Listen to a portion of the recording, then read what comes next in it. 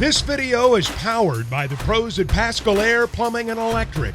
Arkansas owned, Arkansas operated. GoPascal.com. Of course, today, just with the team struggling from deep aside from Chris C, did you think that those were good shots just not going in, or how would you assess the shot quality there? 25 ones that we work on. I expect us to make 8. Not. We chart that on the side. I'll turn around and say to Jeff and people, one of them was a half court shot, so let's eliminate that one. That goes on the stat sheet, and then one of them was at the end of the shot clock. So there were, I thought 25 good ones by shooters that we obviously want shooting. Sailor, Sam, and Mac are kids that have made them historically, make them every day in practice, more at a higher rate than anybody we have. Doesn't translate. It didn't translate. And then, our confidence got down, and Georgia's got a compounding frustration ability on you. They play so physical. They're in the passing lanes. They tip a lot of balls. They make you work for every single shot. And when you work and you get one that you've been making the last 2 days, and in warmups, we were on fire. It has a compounding effect. It really gets frustrating. And we let that boil over there in the fourth quarter.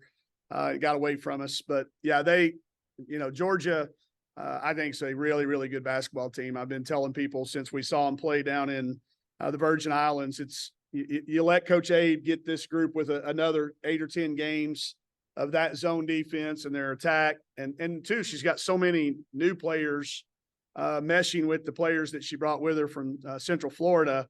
You just knew when we left the Virgin Islands that it was going to be a different team than when we saw them. And they are. I think they're obviously a lock NCAA tournament team now. Good seed in the NCAA tournament. They're going to give a lot of people fits because you have to prepare like you've not prepared all year, because there's not a lot of people that play defense like they do. Yeah, and we just talk about, I know it was, I think they're having a little bit of internet issues, so hopefully you can hear me. But I can now.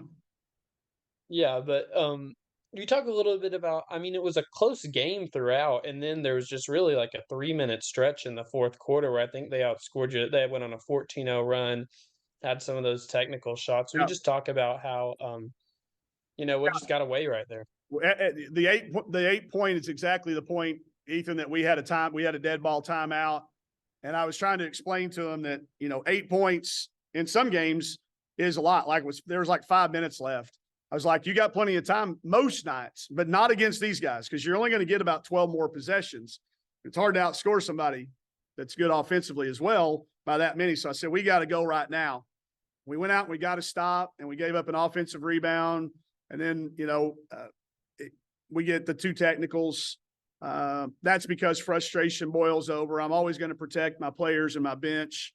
They didn't give me the first one. They gave me the second one, but I'm always going to get a second one. I don't, we'll talk about all those things, but it got away from us. Anybody that watched the game will know, but anybody that just simply scans the box score will know. And it's frustrating for us as coaches. It's frustrating for the kids, and it's an all-time high right now.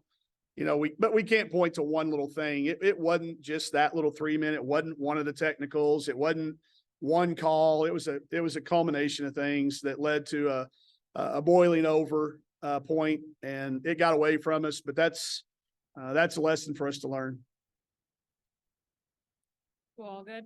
And then the last thing that I'll ask is, we've talked a lot about how good at defense Georgia is. Whenever they're making 53% of their shots, how tough is it to beat that team? We're not going to win on the road that way. I think we've won twice here ever. So you're not going to win with that formula. 5 for 33 from the 3 and allowing them to. And again, Ethan, the frustration is a lot of the things were top of the scout stuff. Not the very first thing you say about a particular player. You usually hope that we can take that away, and they just exploited some top of the scout stuff. I told the kids I'll take 99% of the responsibility for how we played today. I look at it, so we're 6-8, 2 opportunities to get to 8-8, or 7-8, or finish 6-10. 6-10 has gotten teams in the SEC in before, and I think across the country, I'm talking about. You look at Oregon, who's in the top 20 in the net, but they're 3 or 4 games under 500 in their league. It's just going to happen in good leagues. When you play against good people, you're going to get a few losses. So. Right. I mean, I think the second half of the season has not really gone exactly to plan. What do you chalk that up to? The schedule. Not all wins are created equal. Not all losses are created equal. The 10 losses we have, a lot of pretty good teams in there. Anything else? Is there? Yeah, go. You're good. Yeah. Yeah, I mean, I just think Chrissy Carr, like, can you talk a little about her tonight? I mean, she had such a great game, but also, the rest of the stat line is for other folks, it's not as good. Yeah, she's our best 3-point shooter. She has been on the court. She might not be in practice, but she translates it best. That's maturity. She's been in a lot of big games. She'll be the first one to tell you that, our offense was pretty good, but our defense wasn't. That's the maturity Chrissy has.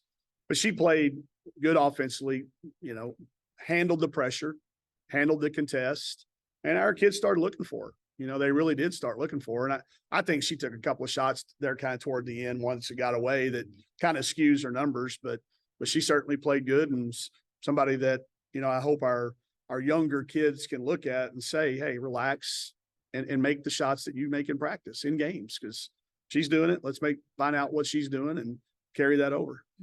But she did have a good offensive game for sure. And you said that, confidence was shook a little bit today. Yeah. Well, it's been for the last several weeks. Yeah. Like going into these next 2 games that are, very important, where do you feel like that puts you on? Don't know. I haven't spent enough time with them yet. I haven't talked to enough of them yet. It's so emotional right after a game, and there's so much stuff going on that, usually post-game talks aren't the best time to do that. Our particular group, the best time will be after they've had some time to kind of digest it a little bit, let it settle in, let some of the emotion go, let some of the frustration go, and maybe come up with some things. I don't think you can fake confidence. I don't think you can just say, here's some confidence. I think it's got to be earned, and I think it's got to happen in games. I think practice is a good spot to start, but until they see a few go down in the game, it compounds and gets harder and harder and harder when they don't. So I don't know the answer. We're going to try some things. I've tried every old trick I've had with any team I've ever had or any shooter I've ever had. I'm going to call a bunch of coaches that I've not talked to in a while and try some new things, because I do know if you try the same thing over and over and expect a different result, that's not usually the very good method. So keep back to work and keep pumping the kids up, trying to protect them from themselves, the confidence monster or the worry monster or whatever we've got going on, and just have a little bit more fun. It's not been much fun the last 5 or 6 games. Not fun to lose these days and at this level. So I'm okay with them having those emotions. I just want to make sure we give them the necessary tools to cope with them. BetOnline remains your number one source for all your sports betting this season. Everything from the NFL and bowl season to esports. You'll find the latest odds, team matchup info, player news, and game trends at BetOnline. BetOnline features live betting, free contests, and live scores for almost any sport or game imaginable. We're the fastest and easiest way to bet on all your favorite leagues and events. Head to betonline.ag to join and receive a 50% welcome bonus on your first deposit. Make sure to use the promo code BELIEVE to receive your rewards. That's BLEAV. Bet Online, where the game starts.